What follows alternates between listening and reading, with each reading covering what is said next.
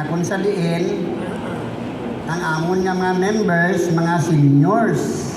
Pero bilig ako sa mga malam nga to nga wagid nagalisa kung mag-prayer meeting kami kag nag-attend bisanda ka mga activities ka Couples for Christ.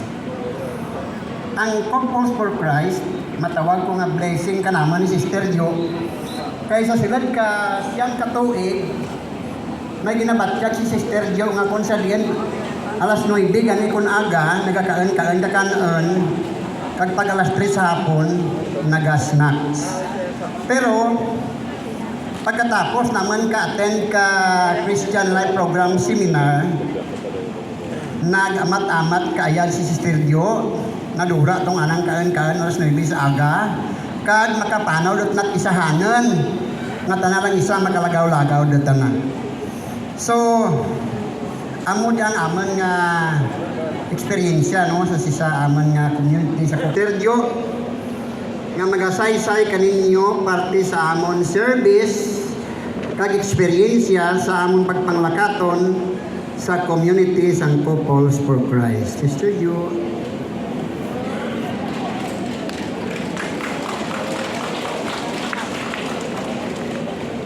Mayong aga, mga utod ko kay Kristo.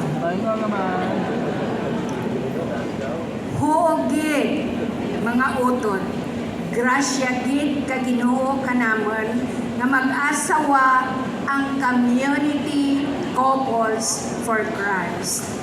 Imagine, naka-open kami kaduha ka sa LP seminar sa poblasyon. Kag sige man ang amon na serve, nga widen ako ti malain nga ginabatyag. Later, nag-open kami sa barangay Sangayubo, 16 kilometers away sa Banwa, kang Lambunaw. Sa diin kami ang naging team leader nga may 35 ka mag-asawa kag tanan sanda nakatapos. Pagkatapos ka seminar, inhimo kami nga unit head.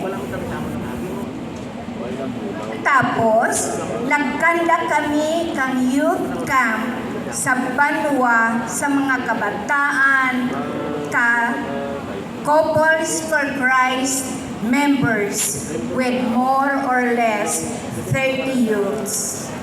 Pagkatapos, ka-camp, dinassign naman kami nga couple coordinator ka YFC Open Youth for Christ sa service sang chapter head. Ka-youth camp ti pira ka beses sa sulod. And ginasa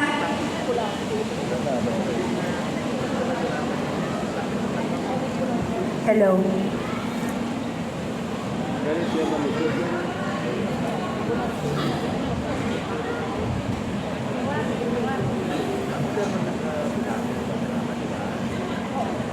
Then suddenly, ginassign kami ni Bradjes Latumbo sa Calino bilang chapter head for almost 10 years.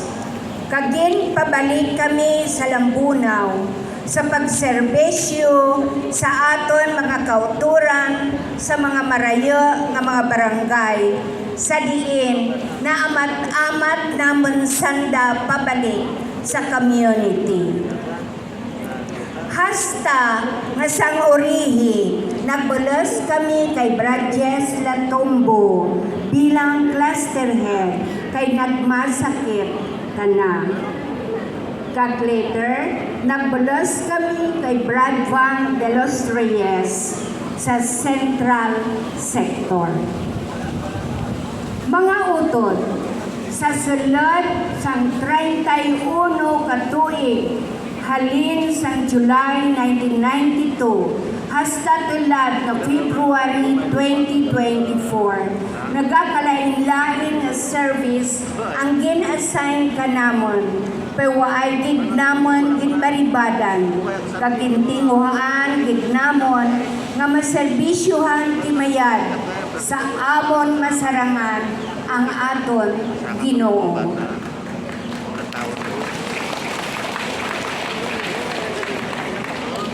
Kag sa amon pagpanglakaton sa pagpalapnag sang pulong sang Dios, duro nga mga challenges kag kabudlayan ang amon naagyan. Pareho nga makapira kami na bahaan sa dalanon kay mamunog ang uran. Sa diin ginahulat namon nga mahubas ang tubig kag magpanaw duman kami. May dyan man nga ginawaswasan kami kabagyo sa kasagsagan kamon na Christian Life Program Seminar. Kag nakaagi man kami nga ginbato kahubog ang amon sarakyan pag-uli namon sa serum. Mayad lang waay gid di may naigo ka namon. Sure gid kami nga kaupod namon si Lord kag ginaproteksyonan na gid kami.